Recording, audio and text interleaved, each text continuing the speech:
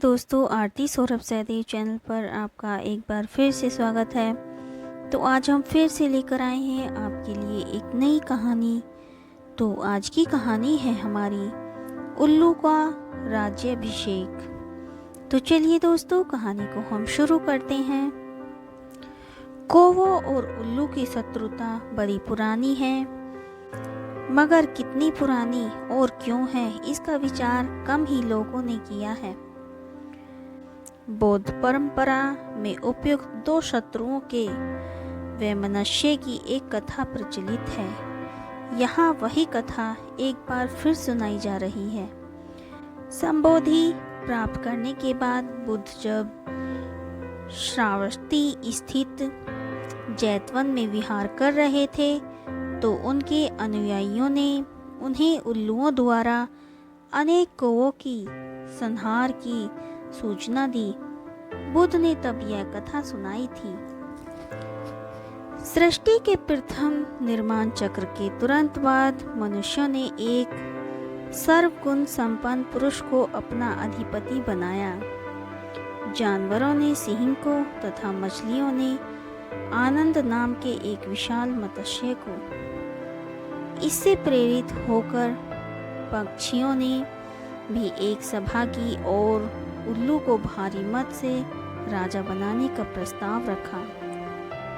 राज्याभिषेक के ठीक पूर्व पंछियों ने 2 बार घोषणा भी की कि उल्लू उनका राजा है, किंतु अभिषेक के ठीक पूर्व जब वे तीसरी बार घोषणा करने जा रहे थे, तो कौवे ने कांव कांव कर उनकी घोषणा का विरोध किया और कहा, क्यों ऐसे पक्षी को राजा बनाया जा रहा है जो देखने से क्रोधी प्रकृति का है और जिसकी एक वक्र दृष्टि से ही लोग गर्म हांडी में रखे तिल की तरह फूटने लगते हैं। कौवे के इस विरोध को उल्लू सहन न कर सका और उसी समय वह उसे मारने के लिए झपटा और उसके पीछे पीछे भागने लगा। तब पंछियों ने भी सोचा कि उल्लू राजा बनने के योग्य नहीं था, क्योंकि वह अपने क्रोध को नियंत्रित नहीं कर सकता था। अतः उन्होंने हंस का अपना राजा बनाया। किंतु उल्लू और कौवों की शत्रुता तभी से आज तक चली आ रही है। एक बार गांव के 2 व्यक्तियों ने शहर जाकर पैसे कमाने का निर्णय लिया। शहर जाकर कुछ महीने इधर-इधर छोटा मोटा काम कर दोनों ने कुछ पैसे जमा किए। फिर उन पैसों से अपना अपना व्यवसाय प्रारंभ किया। दोनों का व्यवसाय चल पड़ा। 2 साल में ही दोनों ने अच्छी खासी तरक्की कर ली। व्यवसाय को फलता फूलता देख पहले व्यक्ति ने सोचा कि अब तो मेरे काम चल पड़ा है, अब तो मैं तरक्की की सीढ़ियां चढ़ता चला जाऊंगा। लेकिन उसकी सोच के विपरीत व्यापारिक उतार चढ़ाव के कारण उसे उस साल अत्यधिक घाटा हुआ। अब तक आसमान में उड़ रहा वह व्यक्ति यथार्थ की धरातल पर आ गिरा। वह उन कारणों को तलाशने लगा जिनकी वजह से उसका व्यापार बाजार की मार नहीं सह पाया। सबसे पहले उसने उस दूसरे व्यक्ति के व्यवसाय की स्थिति का पता लगाया जिसने उसके साथ ही व्यापार आरंभ किया था। वह यह जानकर हैरान रह गया कि इस उतार चढ़ाव और मंदी के दौर में भी उसका व्यवसाय मुनाफे में है। उसने तुरंत उसके पास जाकर इसका कारण जानने का निर्णय लिया। अगले ही दिन वह व्यक्ति दूसरे के पास पहुंचा। दूसरे व्यक्ति ने उसका खूब आदर सत्कार किया और उसके आने का कारण पूछा। तब पहला व्यक्ति बोला, दोस्त, इस वर्ष मेरा व्यवसाय बाजार की मार नहीं झेल पाया और बहुत घाटा झेलना पड़ा। तुम भी तो इसी व्यवसाय में हो। तुमने ऐसा क्या किया कि इस उतार चढ़ाव के दौर में भी तुमने मुनाफा कमाया? यह बात सुन दूसरा व्यक्ति बोला, भाई, मैं तो बस सीखता जा रहा हूँ। अपनी गलती से भी और साथ ही दूसरों की गलतियों से भी जो समस्या सामने आती हैं उनमें भी सीख लेता हूँ। इसलिए जब दोबारा वैसी समस्या सामने आती है तो उनका सामना अच्छे से कर पाता हूँ और उसके कारण मुझे नुकसान नहीं उठाना पड़ता। बस ये सीखने की प्रवृत्ति ही जो मुझे जीवन में आगे बढ़ाती जा रही है। दूसरे व्यक्ति की बात सुन पहले व्यक्ति को अपनी भूल का एहसास हुआ। सफलता की मदद में वो अति आत्मविश्वास से भर उठा और सीखना छोड़ दिया। वह यह प्रण कर वापस लौटा कि कभी सीखना नहीं छोड़ेगा।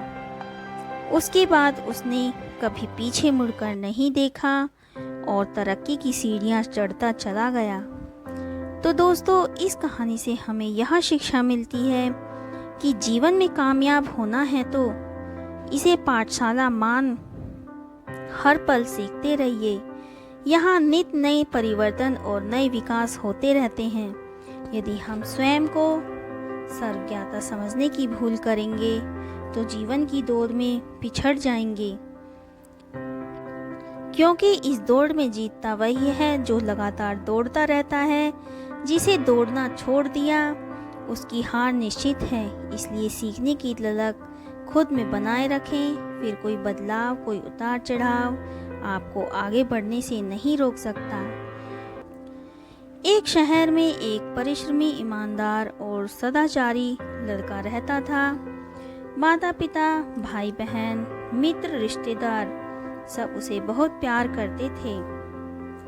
सबकी सहायता को तत्पर रहने के कारण पड़ोसी से लेकर सहकर्मी तक उसका सम्मान करते थे। सब कुछ अच्छा था, किंतु जीवन में वह जिस सफलता प्राप्ति का सपना देख सकता था वह उसे कोसों दूर थी। एक दिन रात जी जान लगाकर मेहनत करता, किंतु असफलता ही उसके हाथ लगती। उसका पूरा जीवन ऐसे ही निकल गया और अंत में जीवन चक्र से निकलकर वह काल चक्र में समा गया। क्योंकि उसने जीवन में सुकर्म किए थे, इसलिए उसे स्वर्ग की प्राप्ति हुई। देवदूत उसे लेकर स्वर्ग पहुँचे। स्वर्गलोक का अलौकिक सौंदर्य देखकर वह मंत्रमुग्ध हो गया और देवदूत से बोला, ये कौन सा स्थान है? ये स्वर्गलोक है। तुम्हारे अच्छे कर्म के कारण तुम्हें स्वर्ग में स्थान प्राप्त हुआ है। अब से तुम यही रहोगे। देवदूत ने उत्तर दिया। यह सुनकर लड़का खुश हो गया। देवदूत ने उसे वह घर दिखाया जहाँ उसके रहने की व्यवस्था की गई थी। वह एक आलीशान घर था। इतना आलीशान घर उसने अपने जीवन में कभी नहीं देखा था। देवदूत उसे घर के भीतर लेकर गया और एक एक कर सारे कक्ष दिखाने लगा। सभी कक्ष बहुत सुंदर थे। अंत में वह उसे एक ऐसे कक्ष के पास लेकर गया जिसके सामने स्वप्न कक्ष लिखा हुआ था। जब वे उस कक्ष के अंदर पहुंचे तो लड़का यह देखकर दंग रह गया कि वहां बहुत सारी वस्तुओं के छोटे छोटे प्रतिरूप रखे हुए थे।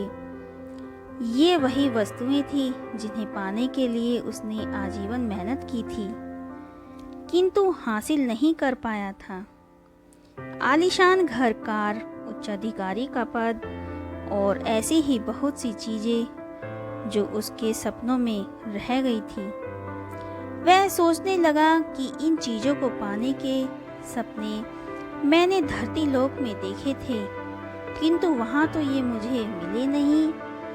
अब यहाँ इनके छोटे प्रतिरूप इस तरह क्यों रखे हुए हैं? वह अपनी जिज्ञासा पर नियंत्रण नहीं रख पाया और पूछ बैठा, ये सब यहाँ इस तरह, इसके पीछे क्या कारण है?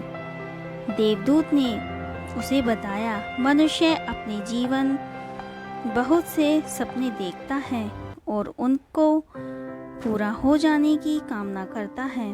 किंतु कुछ ही सपनों के प्रति वह गंभीर होता है और उन्हें पूरा करने का प्रयास करता है।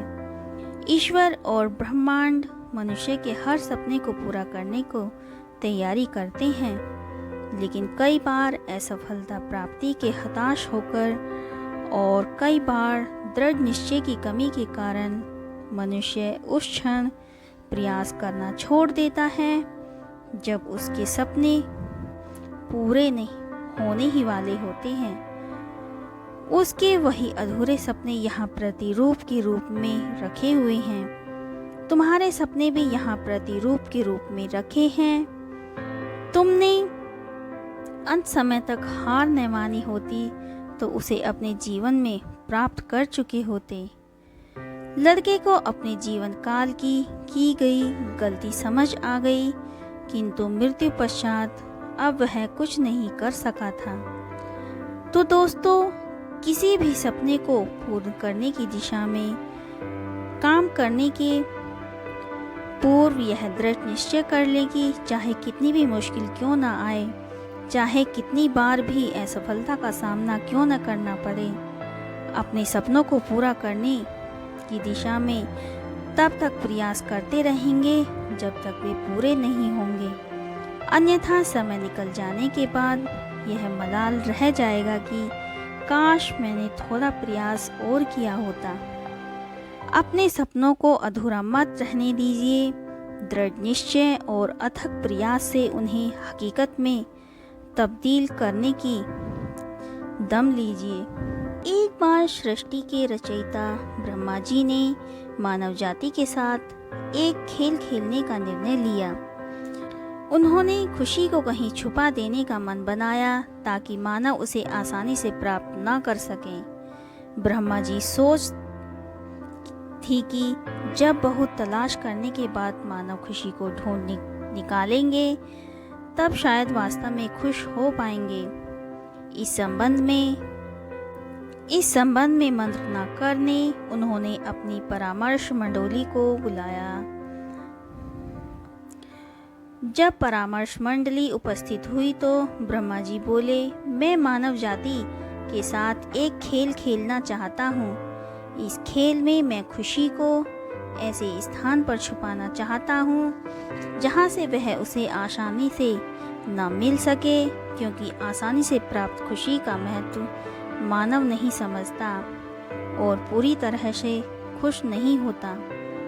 अब आप लोग मुझे परामर्श दें कि मैं खुशी को कहाँ छुपाऊं। इसे धरती की गहराई में छुपा देना उचित होगा, पहला परामर्श आया, लेकिन मानव खुदाई कर आसानी से उसे प्राप्त कर लेगा।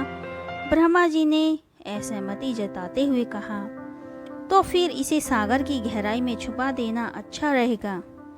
एक परामर्श और आया, मानव सारे सागर छान मारेगा और खुशी आसानी से ढूंढ निकालेगा, इसलिए ऐसा करना ठीक नहीं होगा। ब्रह्मा जी बोले। बहुत से परामर्श सलाहकार मंडली ने दिए, लेकिन कोई ब्रह्मा जी को जचे नहीं। काफी सोच विचार कर ब्रह्मा जी एक निर्णय पर पहुंचे, जिससे परामर्श मंडली भी असहमत थी। वह निर्णय था कि खुशी को मानव के अंदर ही छुपा दिया जाए। वहाँ उसे ढूंढने के बारे में मानव कभी सोचता ही नहीं है, लेकिन यदि उसने वहाँ खुशी ढूंढ ली तो वह अपने जीवन में वास्तव में खुश रहेगा। तो दोस्तों, इस कहानी से हमें यह शिक्षा मिलती है कि हम अक्सर खुशी को बाहर तलाशते रहते हैं, किंतु वास्तविक खुशी हमारे भीतर है। आवश्यकता है अपने भीतर तलाशने की। एक दिन की बात है, पिता ने देखा कि उसका बेटा घर के लॉन में गुमसुम बैठा हुआ है। वह बेटे के पास गया और उससे पूछा, बेटा क्या बात है, गुमसुम से क्यों बैठे हो? मैं सोच रहा हूँ पापा, बेटे ने जवाब दिया। मुझे भी तो पता चले कि तुम क्या सोच रहे हो, पिता बोला। मैं ये सोच रहा हूँ पापा कि मेरी जिंदगी की कीमत क्या है। पिता मुस्कुरा उठा और बोला, अच्छा ये बात है। यदि तुम सच में अपनी ज़िंदगी की कीमत समझना चाहते हो तो जैसा मैं कहता हूँ वैसा करो। बेटा तैयार हो गया। पिता ने उसे एक पत्थर दिया जो देखने में साधारण ही था और कहा, बेटा इस पत्थर को लेकर बाजार जाओ। वहाँ किसी स्थान पर ये पत्थर हाथ में लेकर बैठ जाना। कोई इसकी कीमत पूछे तो कहना, कुछ नहीं, बस अपनी 2 उंगलियां खड़ी कर देना। बेटा बाजार चला गया और एक जगह पर हाथ में पिता का दिया हुआ पत्थर लेकर बैठ गया। उसे वहाँ बैठा हुए कुछ समय ही गुजरा था कि एक बूढ़ी औरत उसके पास आई और पूछने लगी, बेटा इस पत्थर की क्या कीमत है? लड़का वो कुछ बोला नहीं, बस उसने पिता के कहे अनुसार अपनी 2 उंगलियां खड़ी कर दी। अच्छा 200 रुपये? ठीक, मैं इस पत्थर को 200 रुपये में खरीदने को तैयार हूँ, मुझे ये पत्थर दे दो, बूढ़ी औरत बोली। बूढ़ी औरत की बात सुनकर लड़का हैरान रह गया। उसे अंदाजा नहीं था कि एक साधारण से दिखने वाले पत्थर के लिए कोई 200 रुपये भी दे सकता है। खैर उसने वह पत्थर बेचा नहीं और घर आ गया। घर आकर उसने सारी बात अपने पिता को बताई। तब पिता ने उससे कहा, इस बार तुम एक म्यूजियम में जाना, वहाँ भी कोई तुमसे इस पत्थर की कीमत पूछे तो पहले की तरह 2 उंगलियां खड़ी कर देना। लड़का पत्थर लेकर म्यूजियम चला गया। वहाँ एक आदमी ने उसके हाथ में वह पत्थर देखकर पूछा, इसकी क्या कीमत है? लड़का कुछ नहीं बोला। उसने अपनी दोनों उंगलियां खड़ी कर दी। अच्छा 20,000 रुपये? ठीक है, मैं ये तुमसे 20,000 रुपये में खरीद लूँगा, आदमी बोला। लड़का यह सुनकर हैरान रह गया। उसे यकीन ही नहीं हो रहा था कि कोई उस पत्थर के 20,000 रुपये भी दे सकता है। पत्थर बेचने से मना कर वह घर वापस आ गया। वहाँ अपने पिता को उसने सारी बात बताई। तब पिता ने कहा, अब मैं तुम्हें आखिरी जगह भेजता हूँ। इस पत्थर को लेकर अब तुम किसी कीमती पत्थरों की दुकान पर जाओ और वहाँ भी कोई तुमसे इसकी कीमत पूछे तो कुछ कहना मत, पहले की तरह बस 2 उंगलियां खड़ी कर देना। लड़का तुरंत कीमती पत्थर की एक दुकान में पहुंचा। उसके हाथ में वह पत्थर देख दुकानदार तुरंत उसके पास आया और बोला, अरे ये पत्थर तुम्हारे पास कैसे? इसे तो मैं सालों से तलाश रहा था। ये पत्थर तुम मुझे दे दो, बताओ क्या कीमत लोगे इसकी? लड़के ने बिना कुछ कहे अपनी 2 उंगलियां खड़ी कर दी। अच्छा 2 लाख रुपए? ठीक है, मैं तुम्हें 2 लाख रुपए देकर ये पत्थर तुमसे खरीद लेता हूँ, वह आदमी बोला। 2 लाख रुपए सुनकर लड़के की आंखें आश्चर्य से फैल गई। यह कीमत तो उसकी सोच से भी बाहर थी। खैर उसने वह पत्थर नहीं बेचा और घर चला आया। घर पहुंचकर उसने अपने पिता को बताया, पापा यकीन नहीं हो रहा कि कोई इस पत्थर के 2 लाख रुपए देने को तैयार है। ये कैसा पत्थर है पापा?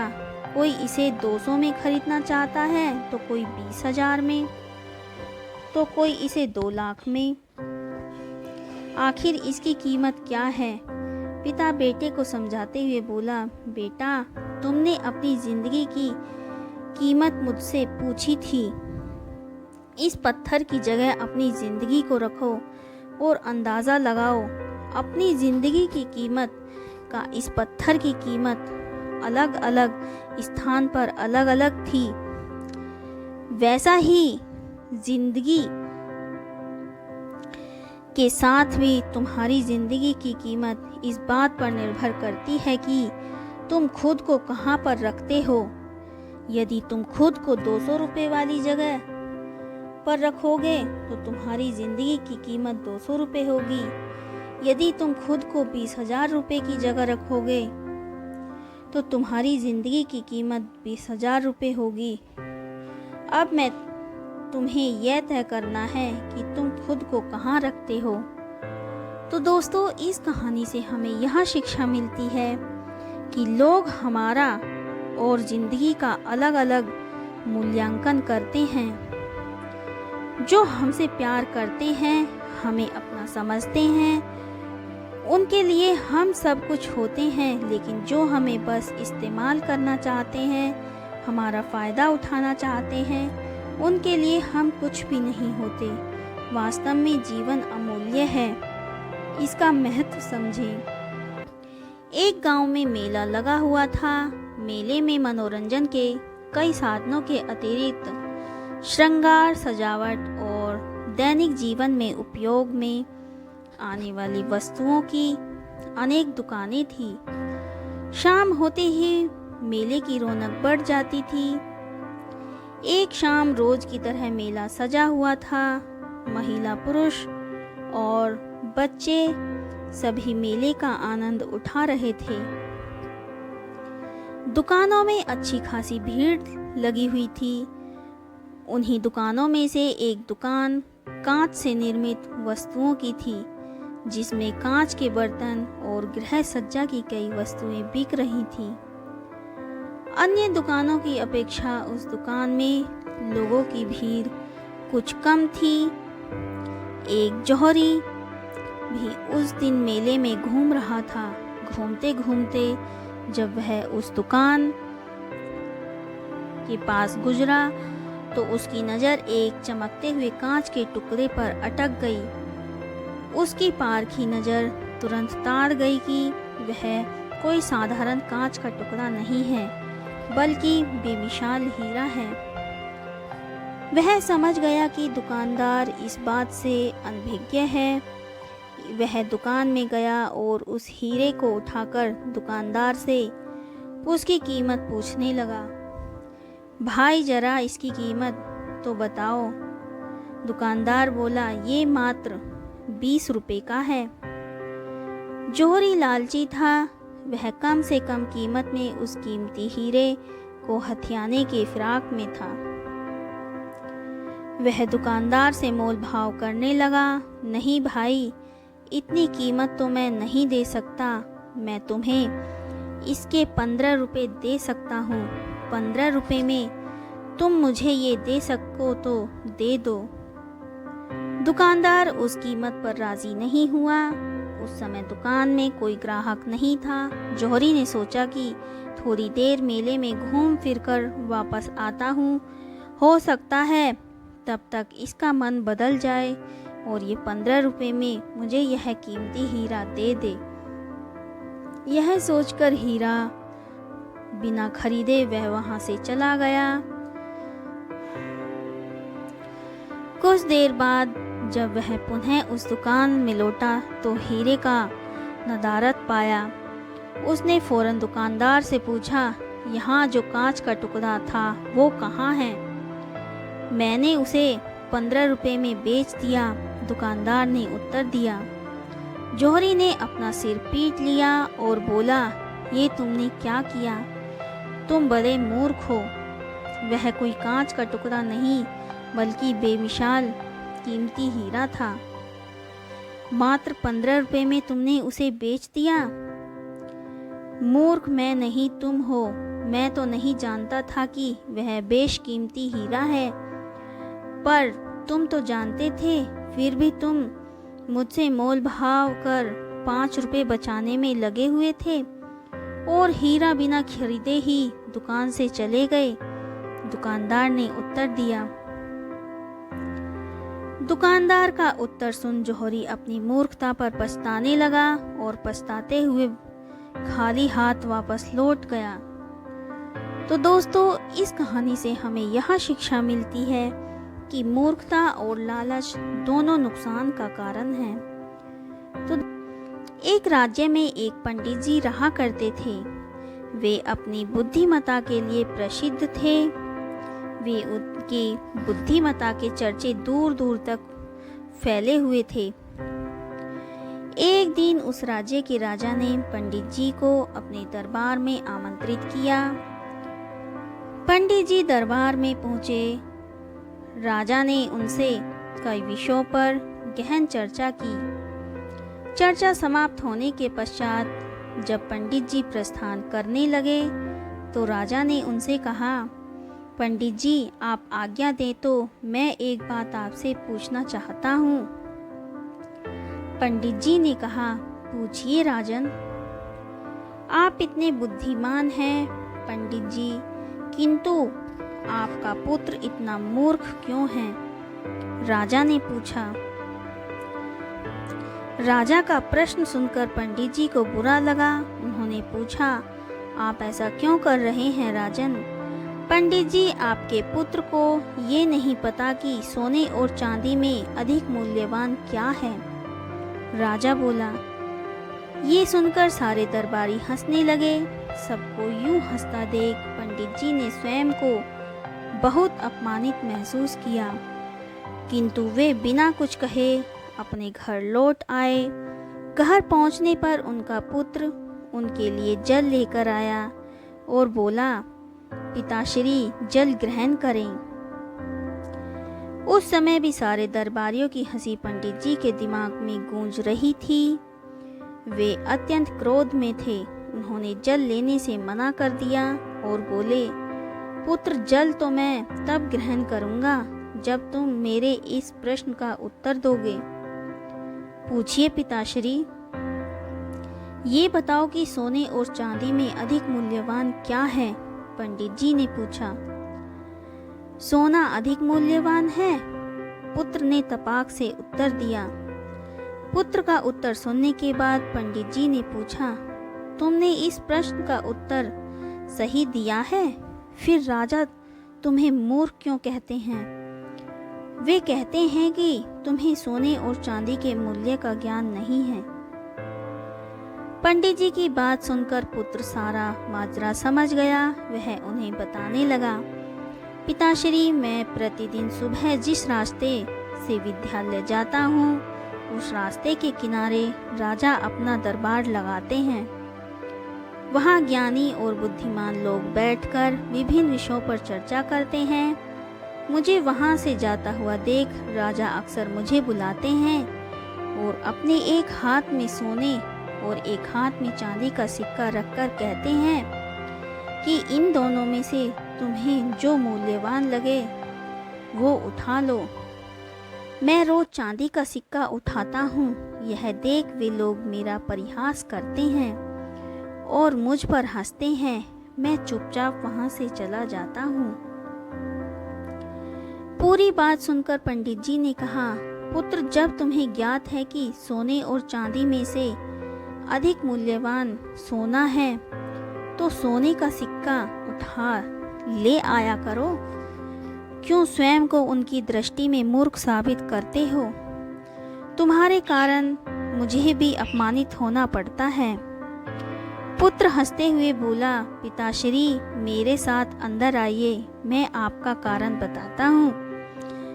वह पंडित जी को अंदर कक्ष में ले गया। वहाँ एक कोने पर एक संदूक रखा हुआ था। उसने वह संदूक खोलकर पंडित जी को दिखाया। पंडित जी आश्चर्यचकित रह गए। उस संदूक में चांदी के सिक्के भरे हुए थे। पंडित जी ने पूछा, पुत्र, ये सब कहाँ से आया? पुत्र ने उत्तर दिया, पिताश्री, राजा के लिए मुझे रोकना और हाथ में सोने और चांदी का सिक्का लेकर वह प्रश्न पूछना एक खेल बन गया है। अक्सर वे यह खेल मेरे साथ खेला करते हैं और मैं चांदी का सिक्का लेकर आ जाता हूँ। उन्हीं चांदी के सिक्कों से यह संदूक भर गया है। जिस दिन मेरे सोने का सिक्का उठा लिया, उस दिन से खेल बंद हो जाएगा, इसलिए मैं कभी सोने का सिक्का नहीं उठाता। पंडित जी को पुत्र की बात समझ आ गई। किंतु वे पूरी दुनिया को ये बताना चाहते थे कि उनका पुत्र मूर्ख नहीं है। इसलिए उसे लेकर वे राजा के दरबार में चले गए। वहाँ पुत्र ने राजा को सारी बात बता दी कि वो जानते हुए भी चांदी का सिक्का क्यों उठाता है। पूरी बात जानकर राजा बड़ा प्रसन्न हुआ। उसने सोने के सिक्कों से भरा संदूक मंगवाया और उसे पंडित जी के पुत्र को देते हुए बोला,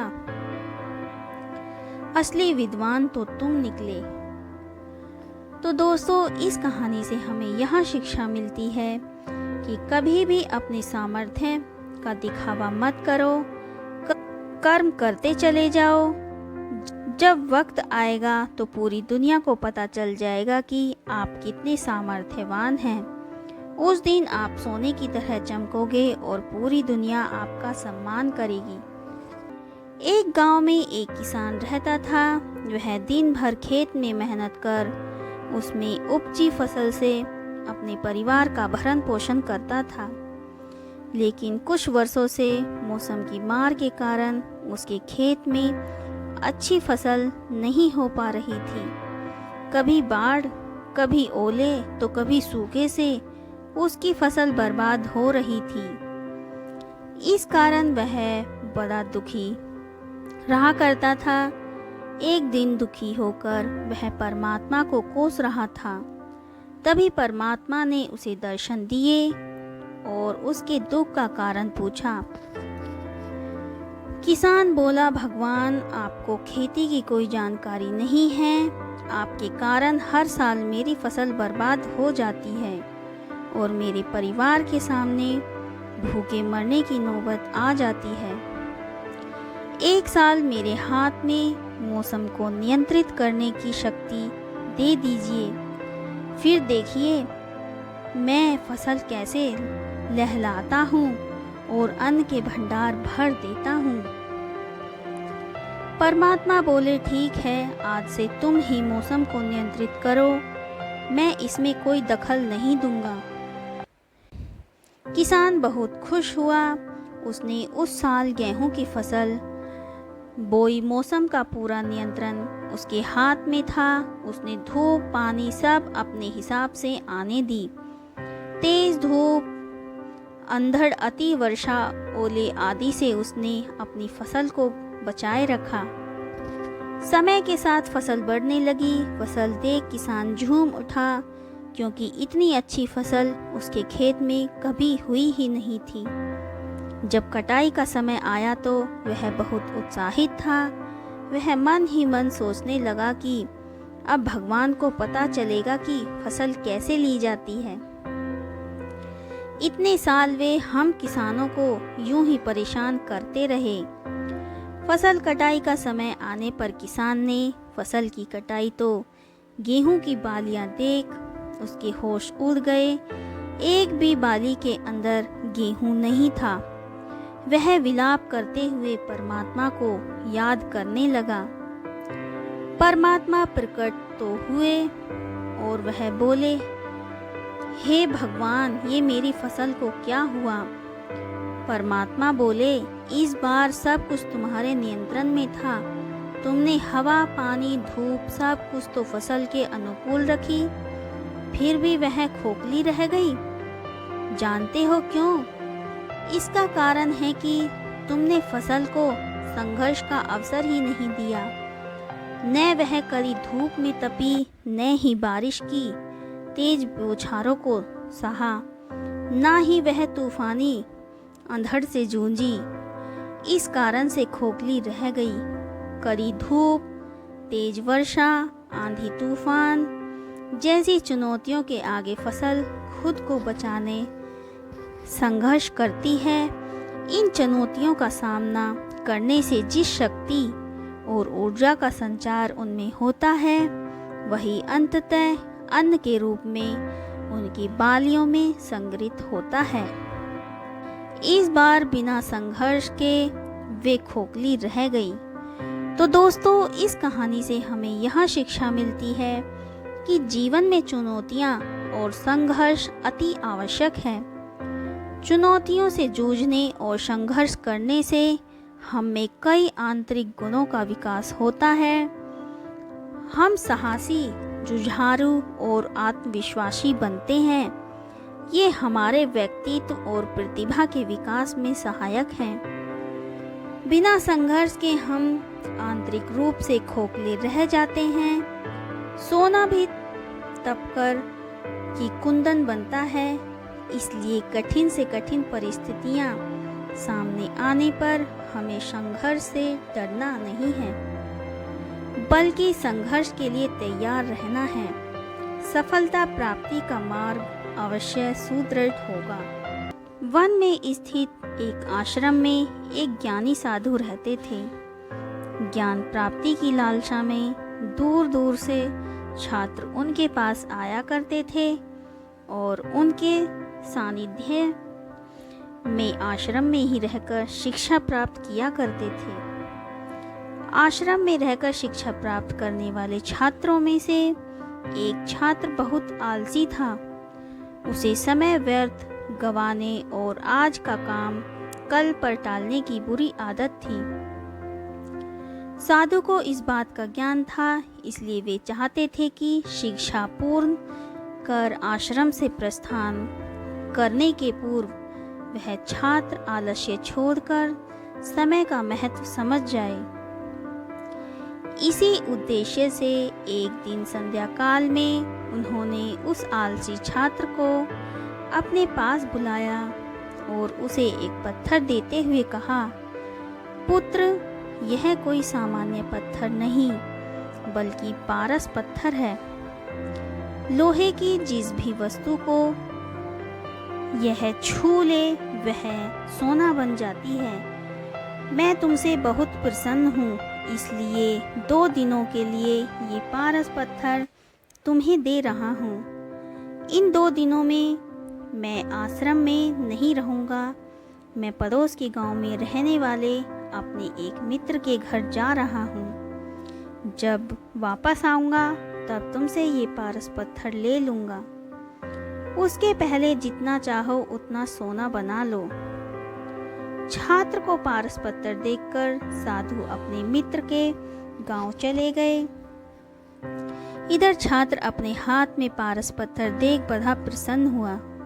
उसने सोचा कि इसके द्वारा मैं इतना सोना बना लूँगा कि मुझे जीवन भर काम करने की आवश्यकता नहीं रहेगी और मैं आनंद पूर्वक अपना जीवन व्यतीत कर पाऊंगा। उसके पास 2 दिन थे। उसने सोचा कि अभी तो पूरे 2 दिन शेष हैं। ऐसा करता हूँ कि एक दिन आराम करता हूँ, अगला पूरा दिन सोना बनाता रहूँगा। इस तरह एक दिन उसने आराम करने में बिता दिया। जब दूसरा दिन आया तो उसने सोचा कि आज बाजार जाकर ढेर सारा लोहा ले आऊँगा और पारस पत्थर से छूकर उसे सोना बना दूंगा। लेकिन इस काम में अधिक समय लगेगा नहीं, इसलिए पहले भरपेट भोजन करता हूँ, फिर सोना बनाने में जुट जाऊंगा। भरपेट भोजन करते ही उसे नींद आने लगी। ऐसे में उसने सोचा कि अभी मेरे पास शाम तक का समय है, कुछ देर सो लेता हूँ। जागने के बाद सोना बनाने का काम कर लूँगा। फिर क्या, वह गहरी नींद में सो गया। जब उसकी नींद खुली तो सूर्यास्त हो चुका था और 2 दिन का समय पूरा हो चुका था। साधु आश्रम लौट आए थे और उसके सामने खड़े थे। साधु ने कहा, पुत्र, सूर्यास्त के साथ ही 2 दिन पूरे हो चुके हैं। तुम मुझे वह पारस पत्थर वापस कर दो। छात्र क्या करता, आलस के कारण उसने अमूल्य समय व्यर्थ गवा दिया और साथ ही धन कमाने का एक सुअवसर भी। उसे अपनी गलती का एहसास हो चुका था और समय का महत्व भी समझ आ गया। वह पछताने लगा। उसने उसी क्षण निश्चय किया कि अब से वह कभी आलस नहीं करेगा।